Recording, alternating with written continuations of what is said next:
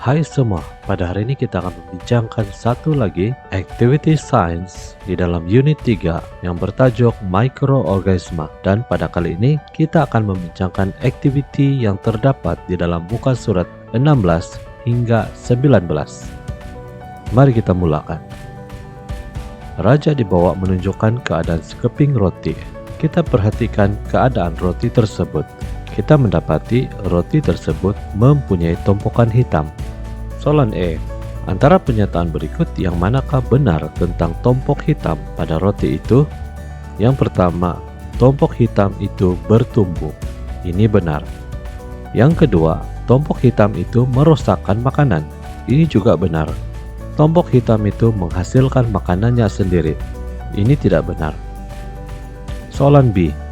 Apakah mikroorganisme merupakan benda hidup atau benda bukan hidup? Berikan alasan kamu. Seperti yang kita telah pelajari, mikroorganisme adalah benda hidup karena ia boleh bertumbuh, boleh bernafas, dan juga membiak. Soalan C. Bolehkah kita memerhatikan mikroorganisme dengan mata kasar? Tidak boleh. Soalan seterusnya, lakarkan satu contoh protozoa. Seperti yang kita telah pelajari, terdapat banyak mikroorganisme yang tergolong sebagai protozoa. Walau bagaimanapun, berikut adalah beberapa contoh mikroorganisme protozoa yang sering kita pelajari di dalam pelajaran kita. Yang pertama adalah ameba, yang kedua adalah paramecium, dan yang ketiga adalah euglena. Dan soalan ini hanya meminta kita melakarkan satu contoh protozoa. Soalan kedua, sekumpulan murid menyiasat perubahan pada sekeping roti yang dititiskan air dan dibiarkan di tepi tingkap bilik sains selama 5 hari. Keputusan penyiasatan ditunjukkan dalam raja di bawah. Pada hari pertama, roti kelihatan bersih. Pada hari ketiga, kita dapat melihat 3 tumpukan hitam.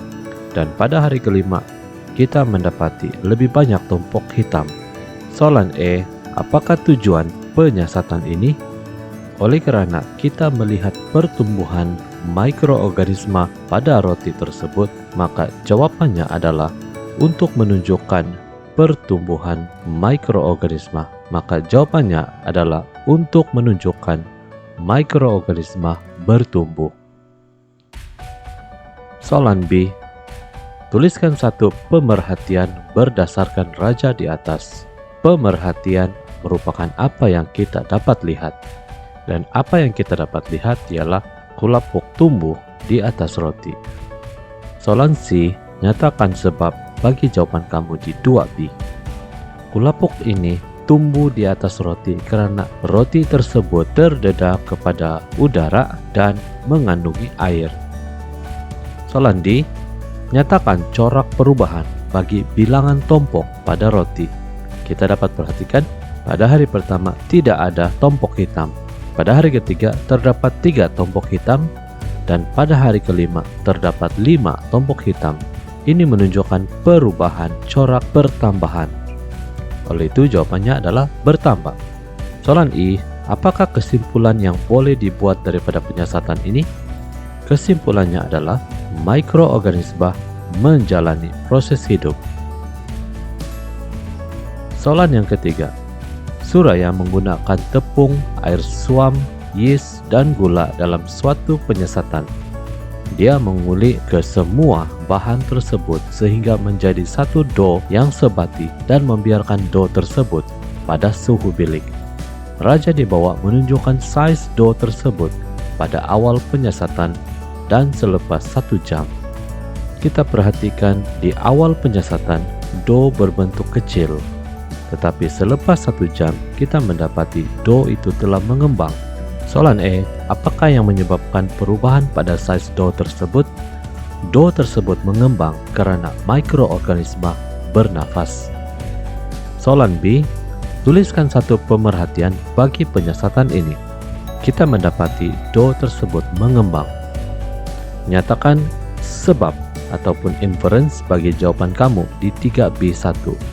Mikroorganisme yaitu yeast bernafas dengan membebaskan karbon dioksida. Soalan C.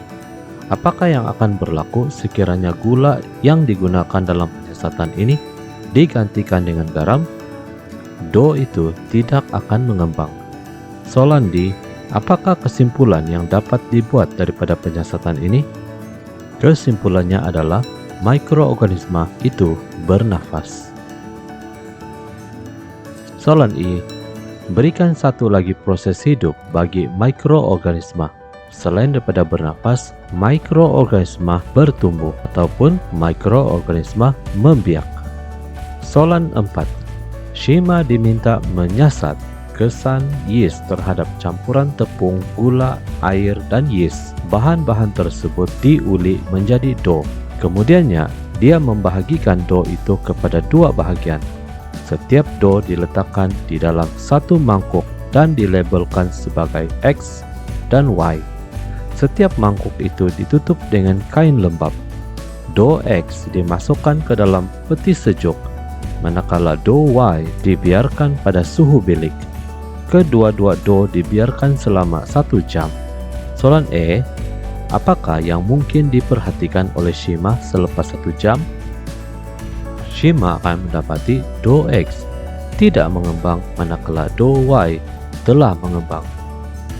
Soalan B. Apakah yang menyebabkan perbezaan antara kedua-dua dough itu? Perbezaannya adalah suhu yang berbeza. Soalan C. Apakah tujuan penyiasatan ini dilakukan? Tujuan penyiasatan ini adalah untuk menyiasat hubungan antara suhu dengan size dough. Soalan D. Nyatakan faktor yang dikaji dalam penyiasatan ini.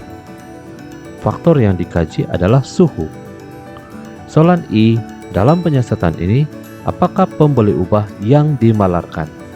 Pembeli ubah yang dimalarkan adalah kuantiti dough ataupun kuantiti yeast. Demikianlah jawaban bagi semua aktiviti yang terdapat di dalam muka surat 16 sehingga muka surat 19. Jika terdapat sebarang persoalan, sila nyatakan melalui komen di ruangan di bawah.